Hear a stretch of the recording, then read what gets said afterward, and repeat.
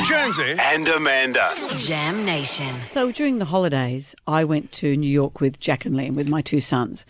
And one of the big things I wanted them to come to with me was the 9/11 Museum. And I'd been there once before. I'd been to New York not long after 9/11, and where it was still so raw, and people had posters up, "Have you seen my father, my mother? Have you seen my colleague?"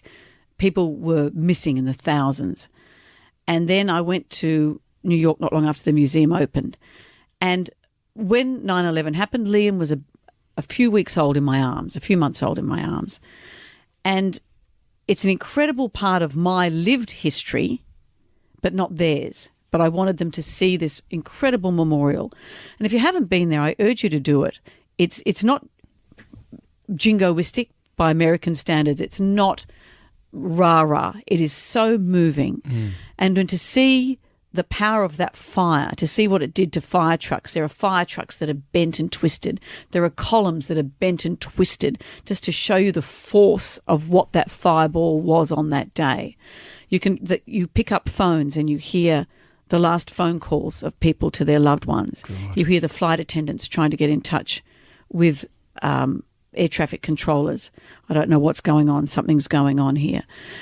They chart the history of what led to the politics of that moment, and the displays of the fallout of things they have found on the ground, of apartments down the road, what they looked like in the days after. It's chilling. It is incredibly chilling.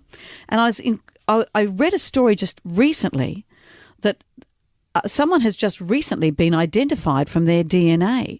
So 1,103 victims at Ground Zero have never been identified. On the day, 2,753 people were killed in the Twin Towers. 1,650 have been identified, but so over 1,000 are still unidentified. But the fact that they're still working on this is extraordinary. So John Ballantyne Niven, a 44-year-old of Oyster Bay, Long Island, was on the 105th floor of the South Tower when he was killed on that day, leaving behind a wife and an 18-month-old son. So this 2 decades later, thanks to groundbreaking new technology, he's been identified and his wife gets closure. I think it's hard to understand the power of closure to healing and to moving on. We think, does it matter? But if you're in that moment, if you're that person, yes, it does. She said it was certainly emotional. His widow has said it's certainly emotional for me to hear 23 years later that John's DNA has been found. We had no idea these efforts were still underway. So she said, especially given how many years have passed, we're all the more appreciative of the City of New York and the devoted teams working behind the scenes.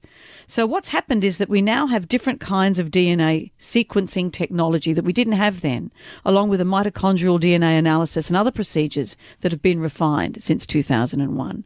So they're still working on this stuff. And this allows specific fragments of DNA to be plucked from a larger, often deteriorated sample to be analysed. So all these years later, they are still working on identifying 1,103 victims at Ground Zero.